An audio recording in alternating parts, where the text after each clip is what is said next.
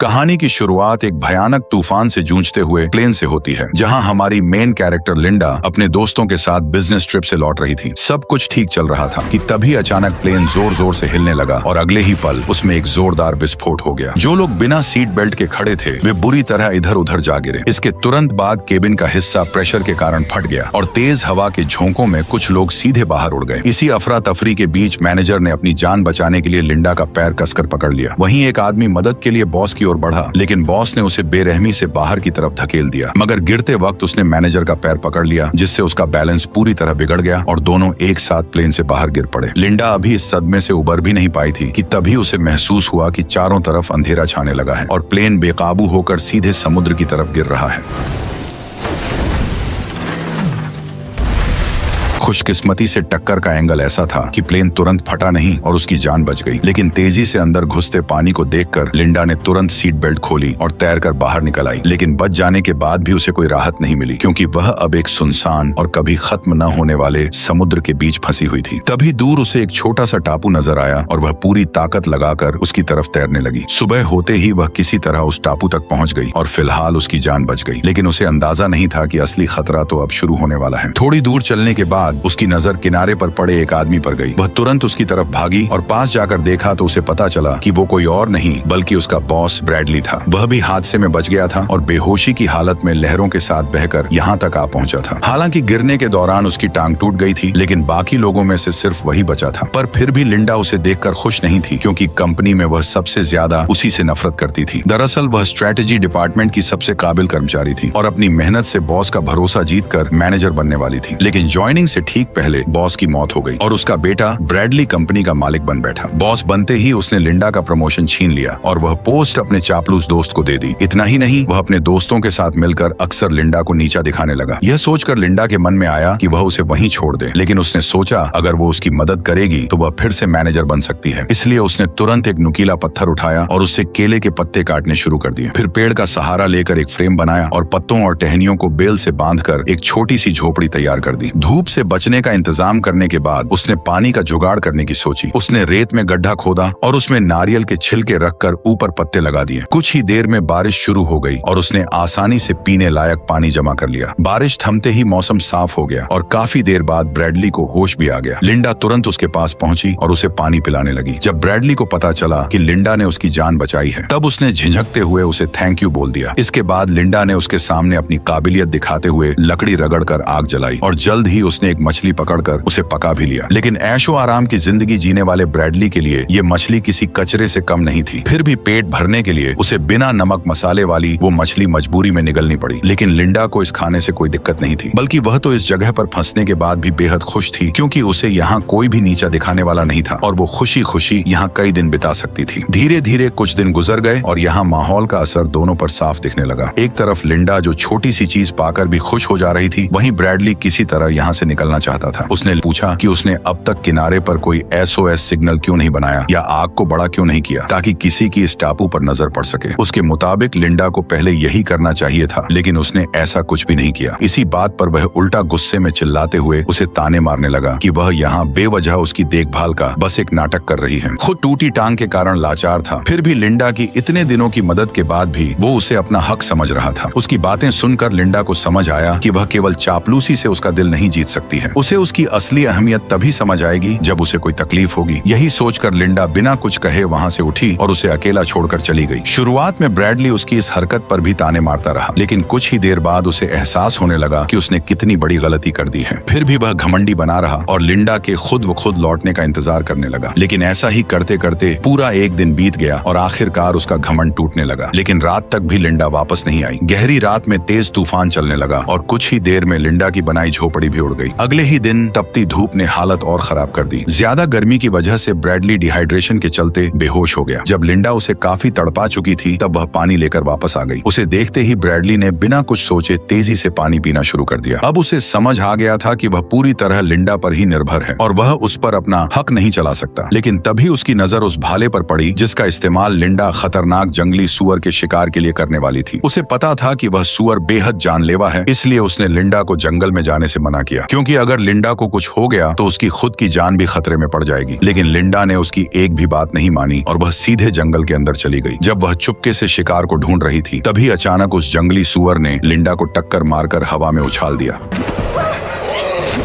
अच्छी बात यह रही कि गिरा हुआ पेड़ अचानक सूअर के सामने आ गया, जिससे वह सीधे हमला नहीं कर सका और लिंडा को तुरंत उठकर भागने का मौका मिल गया। लेकिन सूअर जैसे ही उसकी गंध पकड़कर पीछे दौड़ा, तब उसे रास्ते में सिर्फ फटे कपड़े ही मिले। सूअर कुछ समझ पाता उससे पहले ही लिंडा ने मौका देखकर भाला उसके शरीर में गहराई तक घुसा दिया। दर्द से पागल होकर सूअर ने भाले को मोड़कर तोड़ दिया और गुस्से में बेकाबू होकर दोबारा उस पर हमला करने दौड़ पड़ा। इसी खतरे के बीच लिंडा ने तुरंत लकड़ी के डंडे को सामने कर दिया।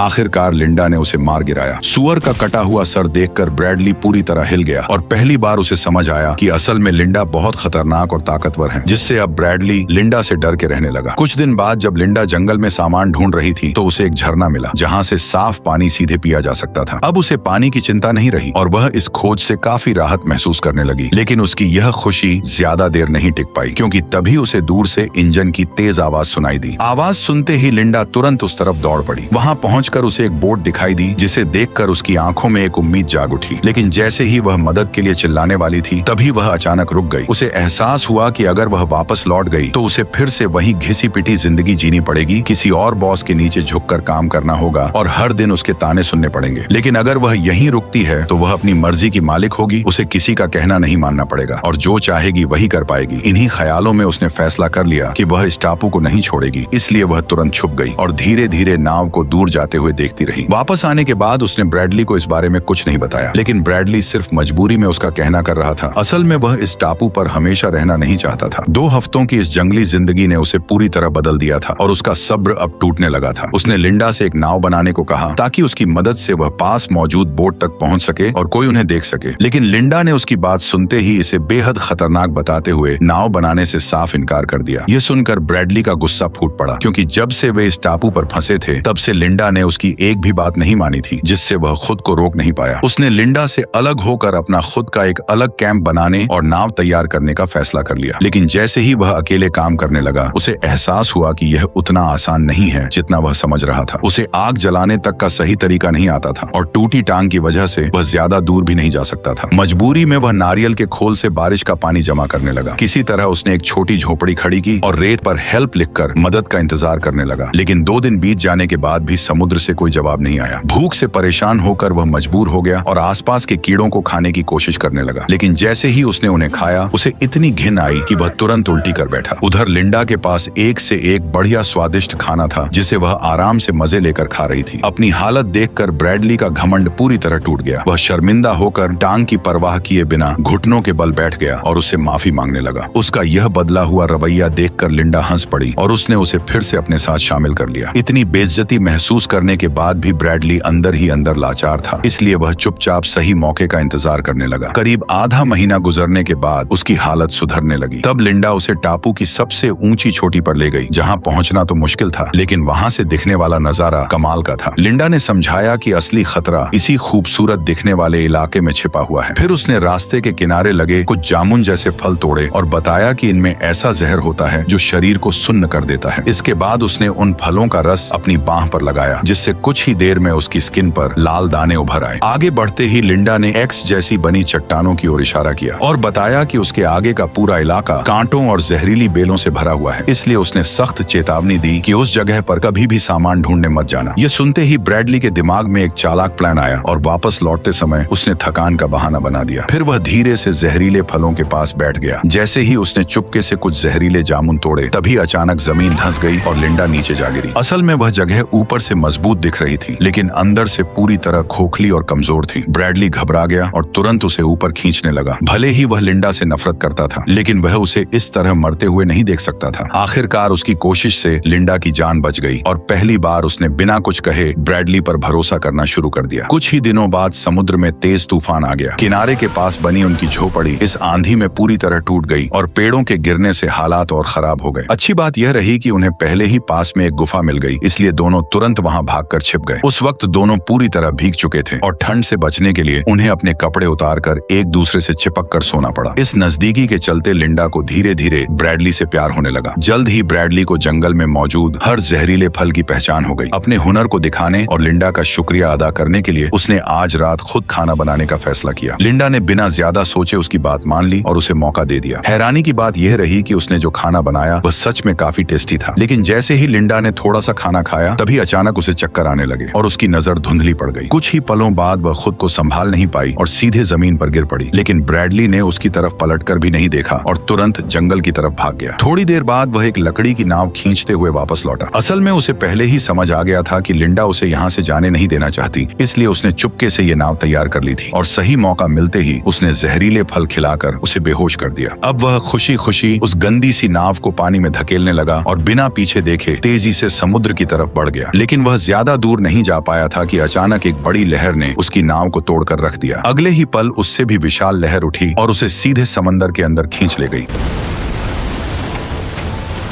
खुशकिस्मती से वह ज्यादा दूर नहीं गया था, इसलिए होश में आते ही लिंडा ने तुरंत उसे किनारे खींचकर बचा लिया। होश में आते ही ब्रैडली घबराकर उससे माफी मांगने लगा, लेकिन लिंडा ने कुछ नहीं कहा और चुपचाप उसे पका हुआ केकड़ा थमा दिया। ब्रैडली ने बिना सोचे समझे उसे खा लिया, लेकिन कुछ ही देर में उसका मुंह अजीब तरीके से सुन्न पड़ गया। देखते ही देखते यह असर उसके पूरे शरीर में फैलने लगा और वह समझ नहीं पाया कि आखिर हो क्या रहा है। तभी लिंडा ने सच्चाई बताई कि यह ब्लू रिंग ऑक्टोपस का जहर है जो शरीर को सेकंडों में पैरालाइज कर देता है और इंसान चाहकर भी हिल नहीं पाता। असल में यह सब उसने ब्रैडली को सबक सिखाने के लिए किया था। इसके बाद उसने एक चाकू निकाला, उसे थोड़ा गर्म किया और तुरंत ब्रैडली की पैंट उतार दी। धीरे धीरे वह उसके पास आई और इशारों में उसे समझाने लगी कि वह अब क्या करने वाली है। यह देखकर ब्रैडली बुरी तरह घबरा गया। तभी अचानक लिंडा ने चाकू चलाया और अगले ही पल खून की पिचकारी चल गई, जिससे ब्रैडली का गला लाल हो गया। ये देखकर लिंडा मुस्कुराने लगी। फिर उसने वो चीज दिखाई जिसे उसने काटा था। दरअसल वह कोई इंसानी अंग नहीं बल्कि एक चूहा था। ये सब उसने सिर्फ ब्रैडली को डराने के लिए किया था, ताकि वह दोबारा ऐसी हरकत करने की हिम्मत न करे। उसकी चालाकी और हाथ में पकड़े चाकू ने ब्रैडली का सारा घमंड तोड़ दिया और वह बिना सावल जवाब किया उसका कहना मानने लगा। लेकिन यह कंट्रोल लिंडा ज्यादा देर तक एंजॉय नहीं कर पाई। एक दिन जब वह सामान ढूंढ रही थी तभी फिर से दूर से इंजन की आवाज सुनाई दी। इस बार सामने वाला भी उसे देख चुका था। जैसे जैसे नाव पास आई लिंडा ने देखा कि वह कोई और नहीं बल्कि ब्रैडली की मंगेतर जेनी थी। दरअसल रेस्क्यू टीम भले ही हार मान चुकी थी, लेकिन जेनी ने उम्मीद नहीं छोड़ी थी और लगातार उसी इलाके में ब्रैडली को ढूंढ रही थी और अब जाकर उसकी तलाश खत्म हो गई। लिंडा जबरन जेनी को देखकर मुस्कुराने लगी, जैसे वह उसे बेहद देखकर खुश हो। फिर मजबूरी में उसने जेनी को बता दिया कि ब्रैडली जिंदा है। लेकिन लिंडा अभी भी इस टापू को छोड़ना नहीं चाहती थी, जबकि जेनी को अब उन दोनों के जिंदा होने का सच पता चल चुका था। हालांकि यह बात सिर्फ जेनी और उसके साथ आए गाइड को ही पता थी। इसी वजह से लिंडा ने मन ही मन एक खतरनाक फैसला कर लिया। उसने झूठ बोला कि उसे एक छोटा रास्ता पता है और दोनों को उसी दिशा में ले जाने लगी। थोड़ी देर बाद वो उन्हें एक खतरनाक चट्टान के किनारे पर ले आई जहां वह खुद मरते मरते बची थी। फिर उसने जूते के फीते बांधने का बहाना बनाया और दोनों को आगे बढ़ने के लिए कह दिया। जैसे ही जेनी ने आगे कदम रखा जमीन अचानक धंस गई और वह सीधे नीचे गिरने लगी। दरअसल यह सब लिंडा का दोनों को मारने का प्लान था, लेकिन किस्मत से सिर्फ जेनी ही फंसी थी और गाइड अभी भी जिंदा था। उसी वक्त लिंडा अंदर ही अंदर सोच में डूब गई कि वह क्या करे और क्या न करे। कुछ समय बाद वह अकेली ही ब्रैडली के पास लौट आई और बाकी दोनों के साथ क्या हुआ ये जल्द ही पता चलने वाला था। चट्टान से लौटने के बाद लिंडा अंदर ही अंदर टूटती जा रही थी। उसे खुद पर यकीन नहीं हो रहा था कि उसने ये क्या कर दिया है। तभी ब्रैडली वहां आया और उसे जंगल चलकर खाना लाने को कहा, लेकिन लिंडा ने तबीयत का बहाना बनाकर साफ मना कर दिया। मौका मिलते ही ब्रैडली ने चाकू उठाया और बिना कुछ कहे जंगल की तरफ निकल गया। जंगल के अंदर पहुंचते ही उसने शिकार करने का फैसला किया और कुछ देर पीछा करने के बाद उसे एक छोटा जंगली सूअर नजर आया। वह धीरे धीरे उसके करीब पहुंचा, लेकिन अगले ही पल अचानक उसकी नजर जमीन पर गई। दरअसल जहां सूअर मिट्टी खोद रहा था वहीं से इंसान का एक हाथ बाहर निकला हुआ था। करीब जाकर देखते ही ब्रैडली के होश उड़ गए, क्योंकि वह हाथ उसकी अपनी मंगेतर का था। उसके हाथ में पहनी अंगूठी वही थी जो उसने सगाई के वक्त उसे पहनाई थी। ये सच सामने आते ही ब्रैडली का गुस्सा बेकाबू हो गया और वह तेजी से लिंडा की तरफ भागा। जैसे ही लिंडा ने उसे अपनी ओर आते देखा वह एक पल के लिए घबरा गई। ब्रैडली ने हाथ में अंगूठी दिखाते हुए पूछा कि तुमने ऐसा क्यों किया? अंगूठी देखते ही लिंडा सब समझ गई। उसने खुद को बचाने के लिए कहा कि यह सब एक हादसा था, लेकिन ब्रैडली को उसकी बात पर बिल्कुल भी यकीन नहीं हुआ। हालात बिगड़ते देख लिंडा ने धीरे से अपनी कमर की तरफ हाथ बढ़ाया, लेकिन ब्रैडली पहले ही वो चाकू चुरा चुका था। ये देखकर लिंडा घबरा गई और तुरंत जंगल की ओर भागने लगी। ब्रैडली भी उसके पीछे दौड़ पड़ा। जब लिंडा के पास बचने का कोई रास्ता नहीं बचा, तब उसने तुरंत एक नया प्लान बनाया। उसी वक्त ब्रैडली ने पेड़ के पीछे उसकी परछाई देख ली, लेकिन जैसे ही वो वहां पहुंचा, उसे सिर्फ उसके छोड़े हुए जूते ही मिले, जिसके फीते गायब थे, जिससे उसे कुछ गड़बड़ महसूस हुई। अचानक लिंडा पीछे से उस पर टूट पड़ी और फीते से उसका गला कसकर दबा दिया, जिससे ब्रैडली का सांस लेना मुश्किल हो गया। ब्रैडली ने पूरी ताकत से खुद को छुड़ाने की कोशिश की, लेकिन लिंडा ने पकड़ ढीली नहीं की। इस धक्का मुक्की में ब्रैडली के हाथ से चाकू छूटकर नीचे गिर गया। तभी आखिरी जोर लगाकर उसने लिंडा के बाल खींचे और उसे पलटकर जमीन पर गिरा दिया। इसके बाद वह उसके ऊपर चढ़ गया और उसका चेहरा कीचड़ में दबाकर उसे खत्म करने की कोशिश करने लगा। तभी मौका मिलते ही लिंडा ने चाकू उठा लिया।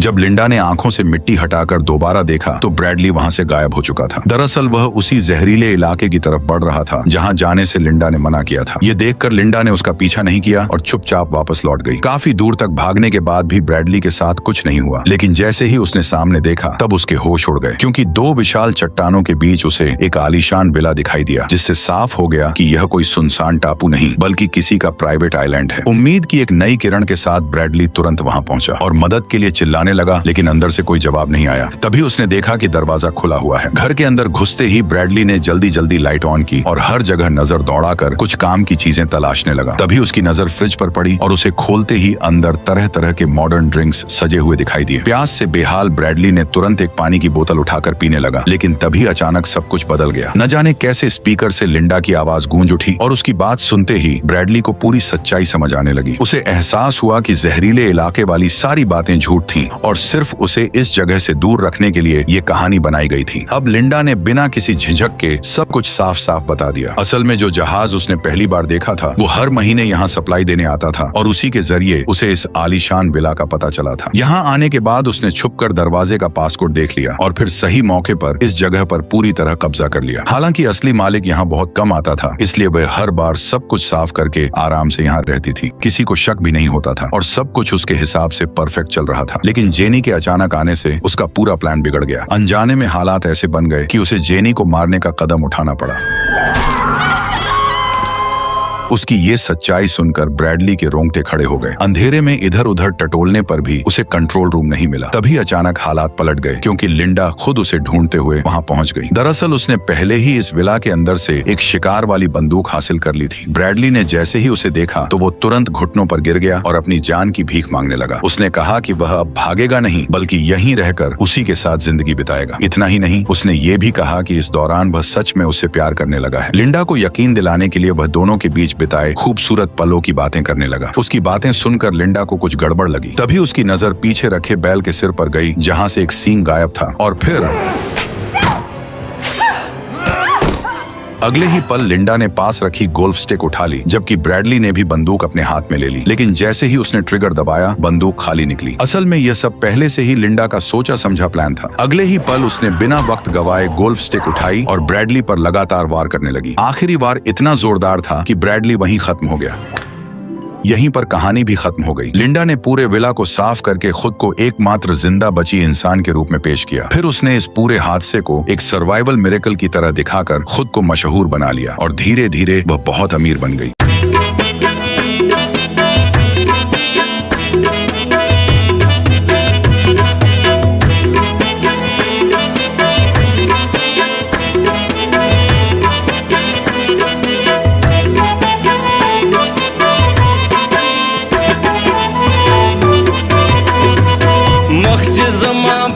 Spin kapanashi Makhchi zama pad spin kapanashi Sabar ba mizrasta da didan shi Sabar ba mizrasta da didan shi Makhchi zama pad spin kapanashi Makhchi zama pad spin kapanashi Sabar ba mizrasta da didan shi Sabar ba mizrasta da didan shi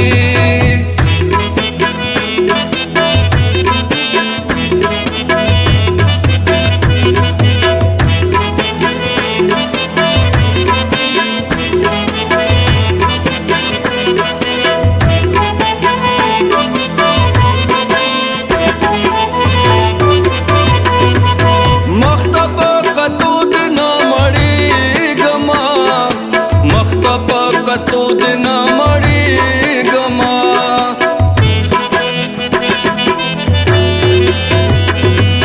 मख्तब कतो दिन मड़ी गमा मख्तब कतो दिन मड़ी गमा स्तरगी toll कमे बदानशी सबर बा मिजरस्ता द दीदानशी मख्च जमा पट पस्पिन का पनाशी मख्च जमा पट पस्पिन का पनाशी सबर बा मिजरस्ता द दीदानशी सबर बा मिजरस्ता द दीदानशी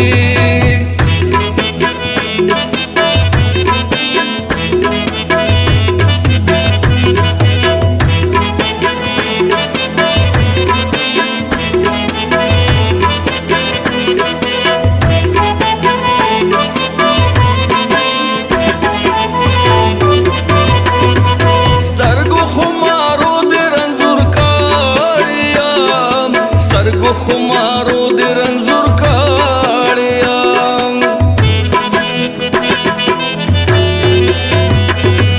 स्तरगो खुमारो दे रंजुर काड़िया स्तरगो खुमारो दे रंजुर काड़िया उस कला इलाज में बुलंदानशी सबर बा मिजरस्ता द दीदानशी मख्च जमा पट पस्पिन का पनाशी मख्च जमा पट पस्पिन का पनाशी सबर बा मिजरस्ता द दीदानशी सबर बा मिजरस्ता द दीदानशी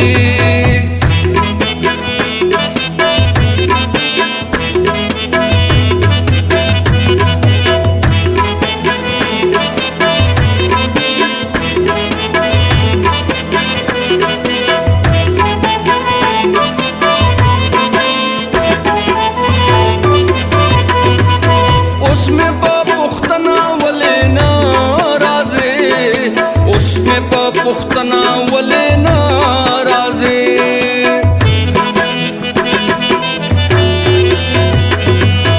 उसमें पुख्तना वले नाराज़े उसमें पुख्तना वले नाराज़े आसे बखराब दमीने ख्वानशी सबर बा मिजरस्ता द दीदानशी मख्च जमा पट पस्पिन का पनाशी मख्च जमा पट पस्पिन का पनाशी सबर बा मिजरस्ता द दीदानशी सबर बा मिजरस्ता द दीदानशी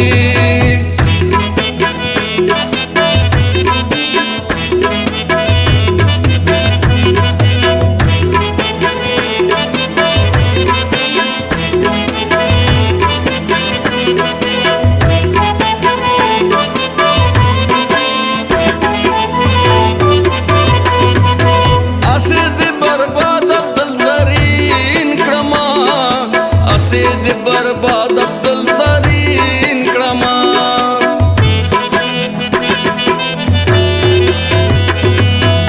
असेद बर्बाद अब्दुल ज़रीन क्रमा असेद बर्बाद अब्दुल ज़रीन क्रमा आवाज़ द खालिद शाह मिज़र पेवानशी सबर बा मिजरस्ता द दीदानशी मख्च जमा पट पस्पिन का पनाशी मख्च जमा पट पस्पिन का पनाशी सबर बा मिजरस्ता द दीदानशी सबर बा मिजरस्ता द दीदानशी